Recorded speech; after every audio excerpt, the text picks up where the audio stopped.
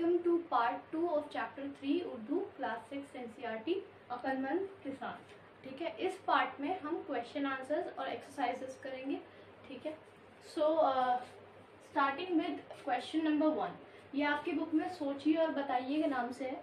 ठीक है, सवाल जवाब। क्वेश्चन नंबर 1, राजा महल से बाहर क्यों निकलता था? तो आपको स्टोरी पढ़नी है और स्टोरी पढ़ने के बाद आपको इसका जो भी सही जवाब लगता है वो आपको लिखना है। ठीक है, यहाँ मैंने जो जवाब लिखा है वो ऐसा नहीं है कि आप यही जवाब लिखिए बिल्कुल एग्जैक्टली सेम टू सेम। आपको जो भी लग रहा है सही कि हाँ ऐसा था, आप वो लिखिए। ठीक है, अपने वर्ड्स में लिखिए, मेरे कहने का मतलब ये है। ठीक है, राजा महल से बाहर अपनी प्रजा के हालात देखने के लिए निकलता था। ठीक है, तो इसका जवाब क्या होगा? क्यों निकलता था वो बाहर? तो आपने स्टोरी पढ़ी भी है तो आप बताएंगे कि वो अपनी प्रजा के हालात देखने के लिए निकलता था कि उसकी प्रजा खुश है, लोग कैसा है, किसी को कोई तकलीफ तो नहीं है। ठीक है, दूसरा सवाल, राजा ने किसान से क्या सवाल किया? तो आपको दूसरे सवाल में ये बताना है कि राजा ने किसान से क्या पूछा। तो इसका जवाब है राजा ने किसान से पूछा। इसकी जगह आप लिख सकते हैं राजा ने किसान से पूछा की जगह ये सवाल किया। ठीक है, आप इसको ऐसे भी लिख सकते हैं, पूछा की जगह ऐसे लिख सकते हैं। तो ये आपके वर्ड्स हैं। ठीक है, क्वेश्चन आंसर्स इसीलिए होते हैं ताकि आपने स्टोरी में से पढ़कर क्या सीखा उसको आप लिखकर प्रैक्टिस करें, उसके जवाब देने की कोशिश करें, आदत डालें। टीचर ने जो पढ़ा दिया उसको सिंपली कॉपी में लिख लिया आपने और फिर उसको पढ़ करके एग्जाम दे दिया, इससे आपकी राइटिंग स्किल्स इंप्रूव नहीं होंगी।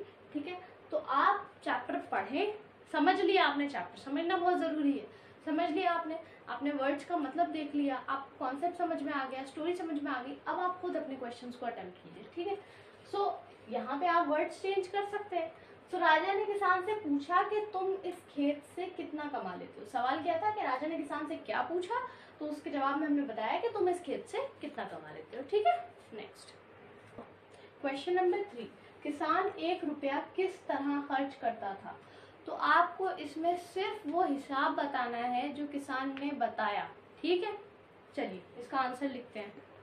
तो अब क्वेश्चन नंबर 3 करते हैं। किसान 1 रुपया किस तरह खर्च करता था? तो यहाँ पर आपको सिर्फ हिसाब बताना है। तो किसान 4 आने खाता था, 4 आने का वो कर्ज उतारता था, 4 आने का वो कर्ज देता था और 4 आने वो कुएं में डालता था। ये हिसाब किसान ने 1 रुपये के खर्च का बताया। यहाँ सिर्फ आपको हिसाब बताना है। फिर अगला क्वेश्चन आता है, किसान ने 1 रुपये के खर्च का क्या मतलब बताया, यानी ये जो बात पूरी लिखी है आपने इसका मतलब बताना है। सो किसान ने इस खर्च का मतलब ये बताया कि 4 आने जो वो खाता है वो इस पर और इसकी बीवी पर खर्च होते हैं। जो 4 आने का वो कर्ज उतारता है वो इसके बूढ़े माँ बाप पर खर्च होते हैं। जो 4 आने वो उधार देता है वो अपने बच्चों पर खर्च करता है और जो 4 आने वो कुएं में डालता है वो इनकी खैरात देता है। ठीक है, तो आप ये समझ लें कि यहाँ आपने मतलब बताया हिसाब का और यहाँ आपने हिसाब बताया। चलिए क्वेश्चन नंबर 5 करते हैं। राजा को किसान पर क्यों गुस्सा आया? स्टोरी आपने पढ़ी है, आपको पता है क्यों गुस्सा आया। इसका जवाब है राजा को किसान पर इसलिए गुस्सा आया कि राजा से वादा करने के बावजूद इसने इस बात का मतलब वजीर को बता दिया। ठीक है, उसने राजा से वादा खिलाफी करी इसलिए राजा को गुस्सा आया। फिर 6 क्वेश्चन है, किसान ने राजा से क्या वादा किया था? ठीक है, जो उसने तोड़ दिया किसान ने। इसका जवाब है किसान ने राजा से वादा किया था कि जब तक वो इसका मुंह 100 मरतबा न देख ले वो इस बात का मतलब किसी को न बताएगा। अब लास्ट क्वेश्चन है क्वेश्चन नंबर 7, किसान ने अपने वादे को किस तरह निभाया? ठीक है, तो आपको बताना है किसान ने अपना वादा किस तरह निभाया। वो क्या है, किसान कह रहे थे कि उनका वादा टूटा ही नहीं। कैसे नहीं टूटा? तो किसान ने अपने वादे को वजीर से 100 शर्फियाँ लेकर निभाया।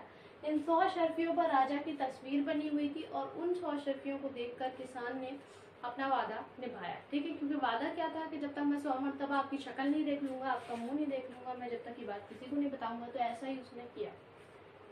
अब आते हैं हम एक्सरसाइज पे, खाली जगह भरिए। ठीक है, तो ये है 1 2 3 4 5 6 है इसमें। चलिए शुरू करते हैं। पुराने जमाने में भारत में एक राजा डैश करता था, फिल इन द ब्लैंक्स है। ठीक है, तो राजा क्या करता था? राज करता था, तो यहाँ आप राज लिख देंगे। ठीक, किसान अपने डैश पर काम कर रहा था। कहाँ काम कर रहा था किसान? ऑफिस में नहीं, खेत पर काम कर रहा था। ठीक, नेक्स्ट, डैश रोज के हिसाब पर पड़ जाता है। कितने रुपए रोज? 100 रुपए रोज? नहीं, 1 रुपया रोज। ये सब आपको याद रखना है। 1 रुपया रोज के हिसाब पर पड़ जाता है। ठीक है, हिसाब से पड़ जाता है, सॉरी। डैश इसी दिन किसान के पास गया। कौन गया इसी दिन किसान के पास? पहले वजीर किसान, सॉरी, पहले बादशाह मिला किसान से, फिर उसके बाद में राजा मिला पहले किसान से, फिर उसके बाद में कौन भागा भागा किसान के पास गया? वजीर, क्योंकि उसे उस बात का मतलब ढूंढना था, वजीर। ठीक है, नेक्स्ट है, मुझे 100 डैश दो, मैं तुम्हें ये बात बता दूंगा। किसान ने कहा था मुझे 100 क्या दो, ताकि मैं तुम्हें ये बात बताऊं? 100 अशर्फियां।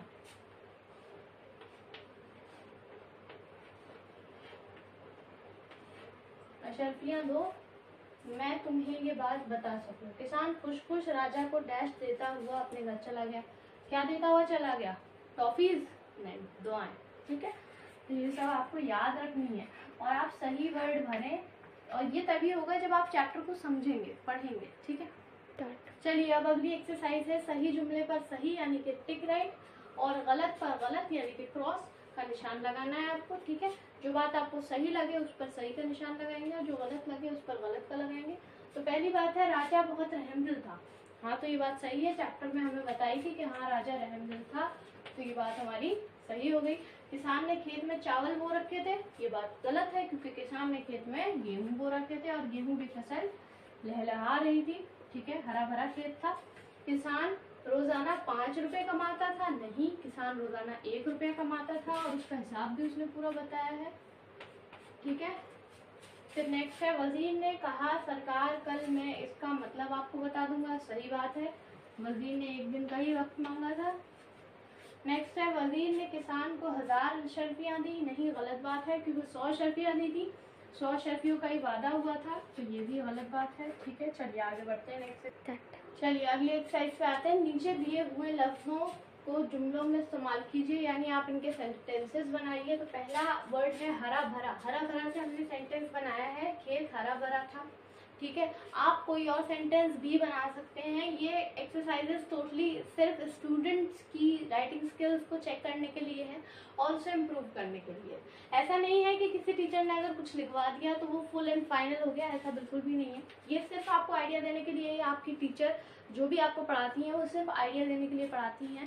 बाकी आप क्या सेंटेंस बनाएंगे, क्या बनाएंगे, वो आप पर ही डिपेंड करता है। ठीक है, तो हरा भरा का हमने बनाया, खेत हरा भरा था। कर्ज का हमने बनाया, इसने कर्ज के रुपए अभी तक नहीं लौटाए। ठीक है, किसी ने कर्ज लिया था और उसने अभी तक नहीं लौटाए, तो उसका सेंटेंस बन गया। खर्च का हमने बनाया, इसने पूरे 1000 रुपए 1 दिन में खर्च कर दिए। ठीक है, खिदमत का हमने बनाया, हमें अपने माँ बाप की खिदमत करनी चाहिए। तरकीब का बना, इस मुसीबत से बचने के लिए हमें कोई तरकीब करनी चाहिए। गुस्से का बना, इसका गुस्सा बहुत तेज है। ठीक है, यानी इसे बहुत जल्दी गुस्सा आ जाता है। वादा खिलाफी का हमने बनाया, हमें वादा खिलाफी नहीं करनी चाहिए। तो अब आप ये समझिए कि ये तो सिर्फ एक एग्जाम्पलरी फॉर्म में मैंने आपको बता दिया। आप खुद प्रैक्टिस कीजिए, खुद सेंटेंसेस बनाइए और फिर देखिए कि वो कितने अच्छे बन रहे हैं। एक वर्ड से आप कई सारे सेंटेंसेस बनाने की प्रैक्टिस कर सकते हैं। आगे बढ़ते हैं। इन लफ्ज़ों के मुतज़ाद लिखिए, यानी कि इनके ऑपोजिट लिखिए। तो जैसे कि आपके वर्ड्स हैं रहमदिल, तो रहमदिल का क्या होगा उल्टा? रहमदिल का उल्टा होगा बेरहम। बूढ़ा है तो बूढ़े का उल्टा होगा जवान। इज़्ज़त का उल्टा होगा बेइज़्ज़त। होशियार का उल्टा होगा बेवकूफ़। खुश का उल्टा होगा गमगीन या गम। ठीक है, तो इसके साथ